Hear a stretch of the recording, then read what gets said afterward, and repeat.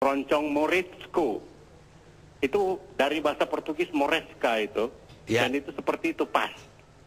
Nah, lagu ini baru tahun 26 di aransemen oleh Kusbini. Tapi ini lagu milik Portugis. Ada lagi selain itu lagu Burung Kakak Tua. Itu juga lagu Portugis. Di Indonesia Timur itu orang masih menyanyi Burung Kakak Tua Terra di Jandela. Terra itu artinya hinggap, jendela itu bahasa Portugis ya jendela yang kita serap jadi bahasa Indonesia.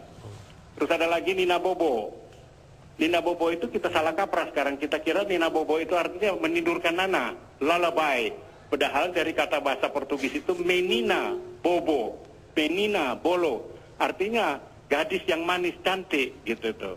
Nah itu semua lagu Portugis itu. Kalau rasa sayangnya lagu mana, Pak? Nah itu kita belum tahu. Saya belum tahu sebab begini. Kalau saya melihat begini ya bahwa memang pengaruh diatonis itu pertama di Indonesia itu di Ambon. Sebab Gubernur Portugis Antonio Galvao itu mendirikan sekolah di Ambon, di seluruh Indonesia itu terjadi di Ambon tahun 1535.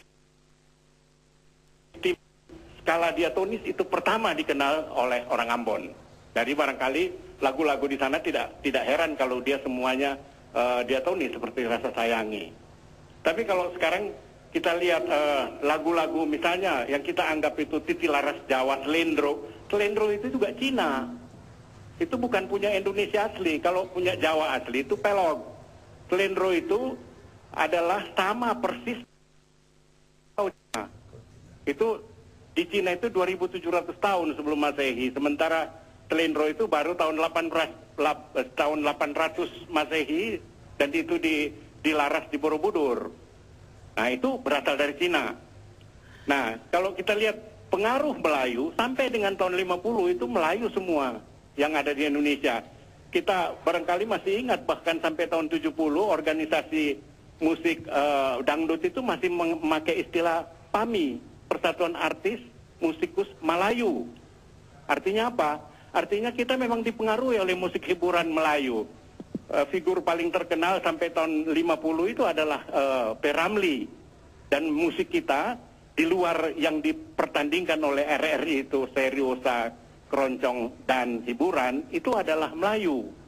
Dan sejak zaman Belanda itu dianggap sebagai kelas ketiga lah secara estetika gitu. Tapi itu berasal dari Melayu.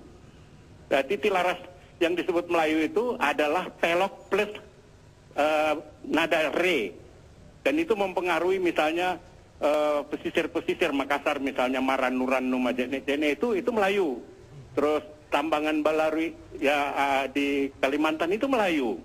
Itu Titi Laras Melayu. Jadi pelok dengan nada re dan bisa dimainkan dengan minor, A minor, A minor, D minor dan E minor. Melayu ini maksudnya Malaysia. Malaysia. Dulu kita menyebut juga Melayu itu adalah Semenanjung.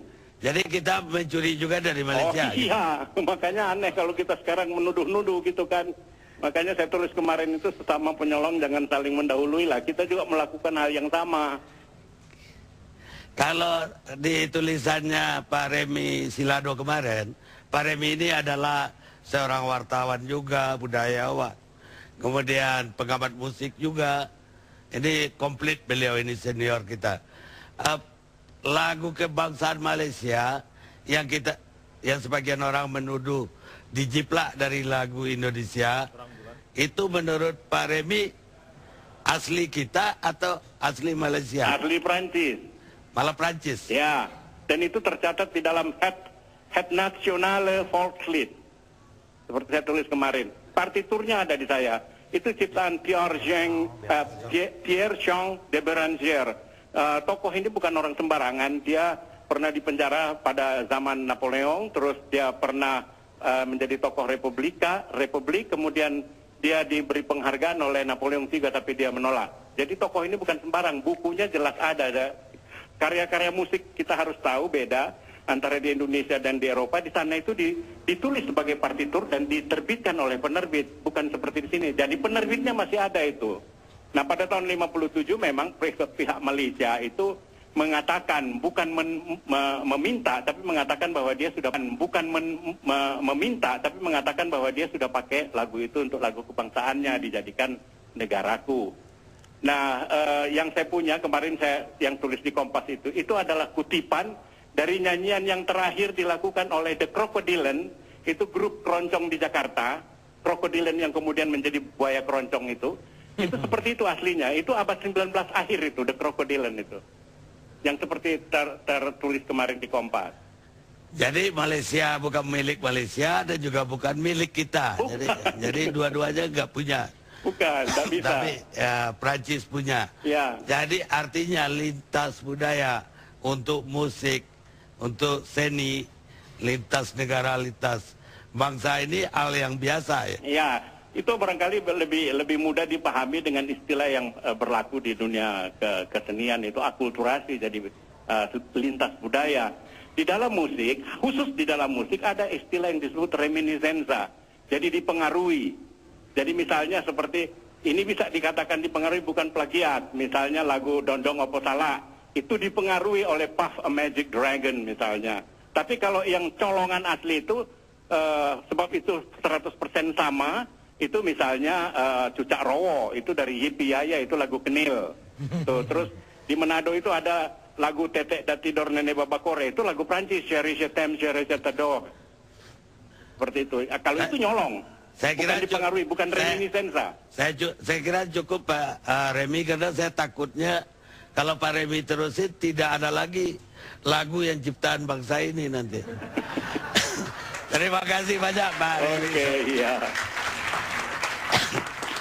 Jadi kembali ke Pak Dirjen, tapi sebelum Pak Dirjen saya mau undang Saudara Radar, pandangan Anda terhadap polemik ini. Ya. Apa betul kita udah konyol ini marah-marah sama Malaysia? Saya kira seperti saya bilang tadi, kalau misalnya kita mau melakukan hal ini terus-menerus, yang rudin tuh kita. Saya pertama bilang begitu. Itu semua berasal dari luar.